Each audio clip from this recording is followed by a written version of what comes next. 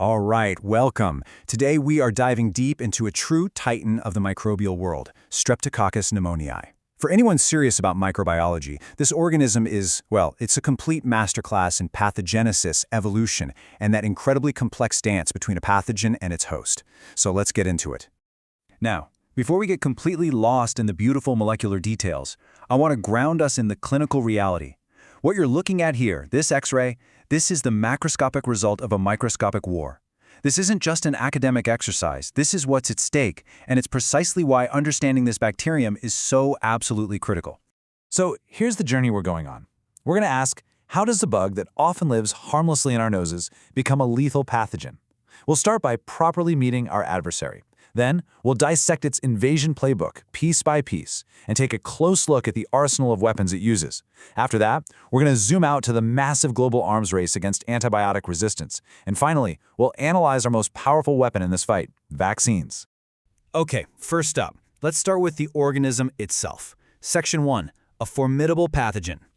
So who is this character? Well, this gram-positive coccus is, simply put, the #1 bacterial cause of community-acquired pneumonia.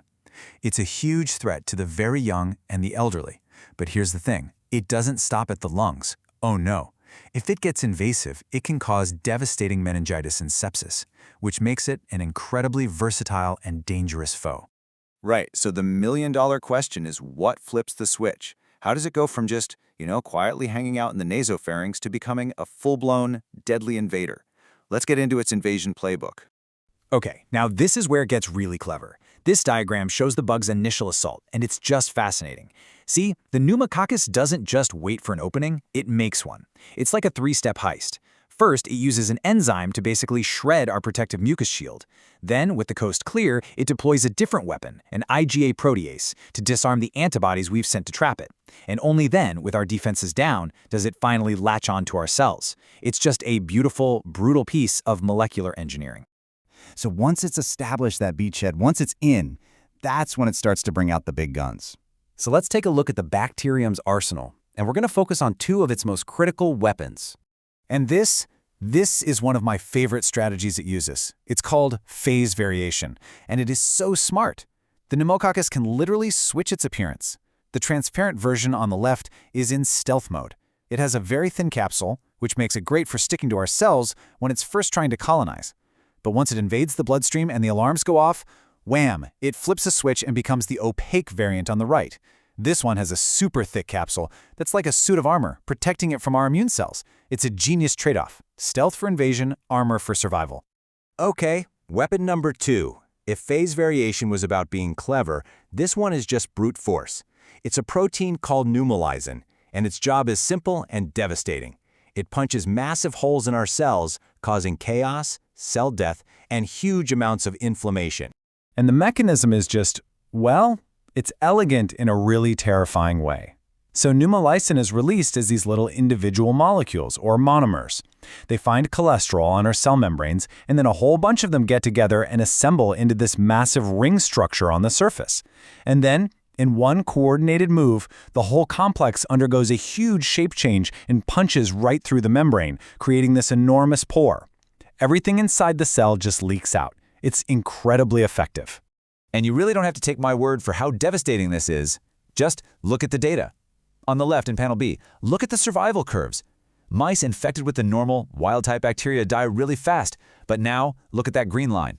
That's a mutant strain that can't make pneumolysin, and almost all of them survive. It's a night and day difference. The lung images on the right tell the same story. You see massive damage and hemorrhage with the wild-type, but with the mutant, almost nothing. It's pretty conclusive proof of just how vital this toxin is. Of course, our body isn't just a passive victim here. We fight back. Our cells are covered in these amazing sensors called pattern recognition receptors.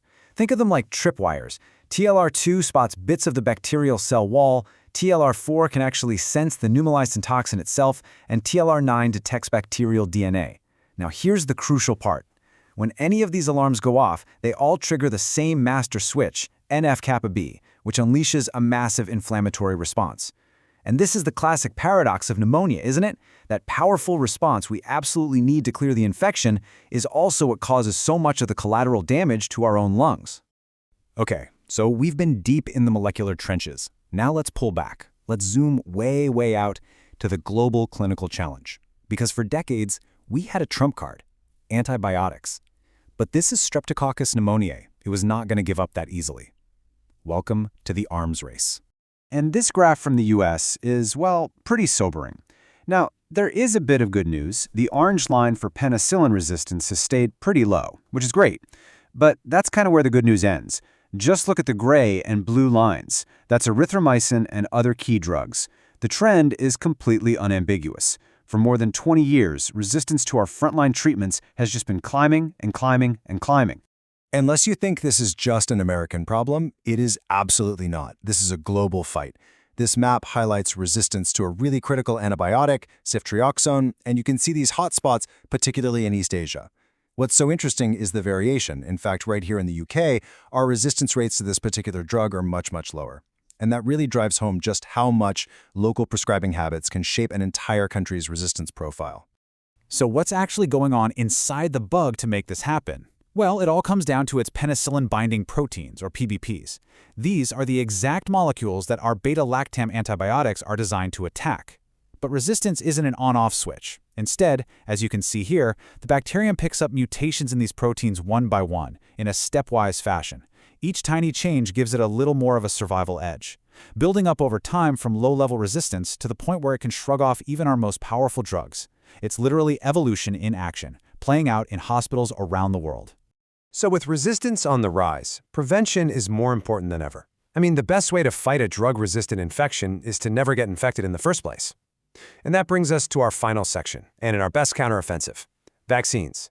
Now, our main target for vaccines has always been the bug's most obvious feature, that thick, sugary capsule. And for a long time, we've had two main approaches. The first is pretty simple: just inject the purified capsule sugar itself. But the second strategy, the conjugate vaccine, is way more clever. It takes that same sugar and physically bolts it onto a protein carrier. Now, that might sound like a small tweak, but immunologically, it changes everything. And here is exactly why that little trick matters so much. On the left, you've got the older polysaccharide vaccine, Pneumovax. It covers more types, 23 of them, but it has a massive flaw. It just doesn't work well in children under 2. Their immune systems basically ignore it. Now look to the right, at the conjugate vaccine, Prevnar. By bolting on that protein, you suddenly get the attention of T cells, and you get a powerful, long-lasting immune response even in the tiniest infants. This was and is a true game-changer in pediatric medicine. But as you know by now, the story never ends there with this bug. The pneumococcus is always evolving. As we successfully vaccinate against the most common capsule types, what happens? Well, other non-vaccine types start emerging to take their place. This serotype replacement is the central challenge facing the field today, which leads to the big question. What's next? The current thinking is let's stop chasing the capsule. It's a moving target. Instead, let's go after things that all pneumococci have: conserved proteins that they can't easily change, things like the proteins you see here. The holy grail is a universal pneumococcal vaccine, one that the bacterium can't simply evolve its way around. This right here, this is the frontier, and it's the critical challenge for the next generation of microbiologists to solve.